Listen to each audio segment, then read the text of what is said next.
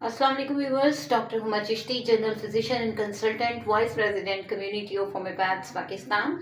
आज की वीडियो भी फ्लड सीरीज से रिलेटेड है और आज बात कर रही हूँ इस हवाले से कि यानी पेट की बीमारियाँ बहुत ज़्यादा हो जाती हैं इस कंटेमिनेटेड वाटर की वजह से। जो सबसे ज़्यादा चीज़ देखने में आती है वो पेट और आंतों की बीमारियां देखने में आती हैं, और उसमें टाइफाइड, कॉलरा यानी हैज़ा, टाइफाइड, पेचिश, इसहाल का होना, दस्त लग जाना और वॉमिटिंग के मतली की जो कंडीशंस हैं ये बहुत ज़्यादा देखने में आती हैं। आज की बातचीत इसी हवाले से है। माय डियर व्यूअर्स, आप देख रहे हैं मेरा चैनल होम्यो डॉक्टर हुमा। अगर अभी तक आपने सब्सक्राइब नहीं किया तो काइंडली इसको सब्सक्राइब कर दीजिए, लाइक कीजिए और कमेंट सेक्शन में अपनी राय का इजहार भी ज़रूर कीजिए।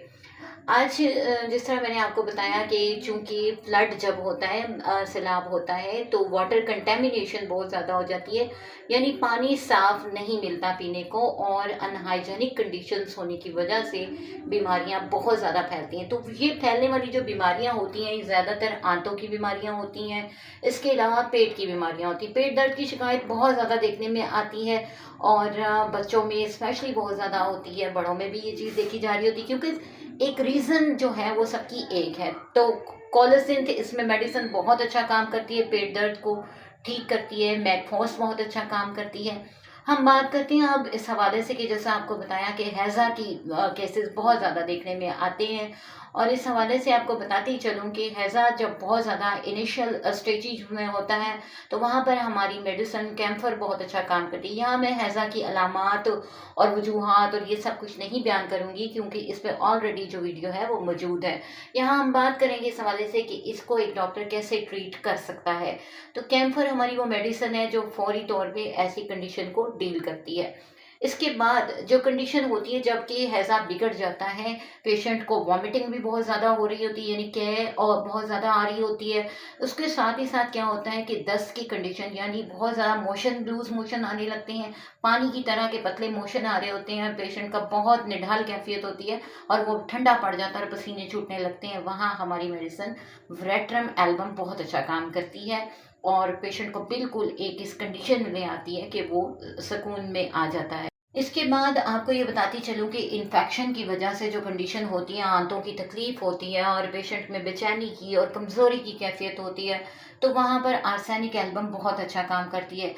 आर्सेनिक एल्बम जो है वो कंटामिनेशन पे बहुत अच्छा काम करती है। वो किसी भी किस्म की कंटामिनेशन हो रही हो और ब्लड में चाहे वो आर्सेनिक पॉइजनिंग है या किसी किस्म की भी पॉइजनिंग है, तो इस हवाले से जो पॉइजनिंग कंडीशन होती है, फूड पॉइजन की जो कंडीशन आ रही होती है, वहाँ पर आप देंगी। क्योंकि ऐसा होता है कि ऐसी जगहों पे जहाँ पर सैलाबी कैफियत होती है वहाँ पर या तो ग़िज़ा पहुँच नहीं रही होती है, और अगर पहुँच रही होती है तो वो अपडेट नहीं होती, यूँ कह लीजिए कि हाइजेनिक नहीं होती, और उसकी वजह से बहुत सारे मसले मसाइल सामने आते हैं। तो इस हवाले से आपको ये बताती चलूँ कि इसलिए आपने क्या करना है कि आर्सेनिक एल्बम आप ऐसे पेशेंट्स को देंगे जब अगर आप उसको ट्रीट करें या आपके पास ऐसा कोई पेशेंट आ जाता है तो आर्सेनिक एल्बम दीजिए। इसके अलावा जो कंडीशंस बहुत ज़्यादा देखने में आती हैं, टाइफाइड फीवर के चांसेस बहुत ज़्यादा हो जाते हैं। टाइफाइड फीवर, वही बात आपसे कहूँगी कि इसके ऊपर डिटेल वीडियो हमारे चैनल पे मौजूद है, आप देख सकते हैं। इसके हवाले से तमाम मेडिकेशन और तमाम डिटेल। लेकिन यहाँ आपको बताऊँगी कि अगर टाइफाइड इसी वजह से हो जाता है कि सैलाबी सूरत हाल में, तो जिसम में दर्द की कंडीशन और बहुत ज़्यादा जो पॉइजनस कंडीशन बॉडी में बन जाती है, तो उसके लिए बैक्टीरिया बहुत अच्छा काम करती है। आप चाहें तो साथ ही साथ उसको पायरोजिनम की एक डोज अगर देते हैं तो पेशेंट की कंडीशन बिल्कुल एकदम से ठीक हो जाती है। यहाँ आपको ये बताती चलूँ कि अगर यानी कि बुखार जो है वो ड्राई किस्म का है और पेशेंट से उठा ही नहीं जा रहा और वो बिल्कुल आराम करना पसंद कर रहा है, लेटा रहना चाहता है।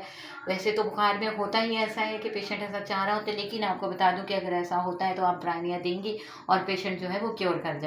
यहाँ एहतियाती तदाबीर के तौर पे एक बात आपको बताती चलूँ कि जो सबसे ज़्यादा इम्पोर्टेंट है वो ये है कि पानी को उबाल के इस्तेमाल करें।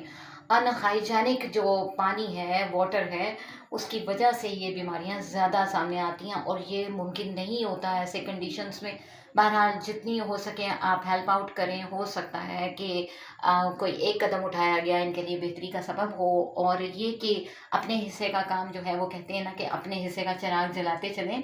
तो ये है कि इस तरह से अगर आप आर्सेनिक एल्बम का इस्तेमाल करवाते हैं तो पेशेंट ठीक हो जाता है। और फिर ये पेशेंट की ताकत को बहाल करने के लिए जिंसिंग का इस्तेमाल भी किया जा सकता है, लेकिन अगर डायरिया की कंडीशन बहुत ज़्यादा रही हो, वॉमिटिंग बहुत ज़्यादा पेशेंट को रही हो, आप इपिकोकस भी इस्तेमाल करवा सकते हैं। और यहाँ आपको बताती चलूँ कि आफ्टरवर्ड्स, यानी कि जब ये सारी कंडीशन सह लेता है पेशेंट, ये वक्त गुजर जाता है, तो उसके बाद तमाम सूरत हाल की बहाली के लिए चाइना का इस्तेमाल ज़रूर कीजिए। आप पेशेंट को जब चाइना मेडिसिन देते हैं तो पेशेंट जो है वो बिल्कुल ओके हो जाता है, और उसकी जो तमाम वो नकाहती है, जो कमज़ोरी है, वो दूर हो जाती है।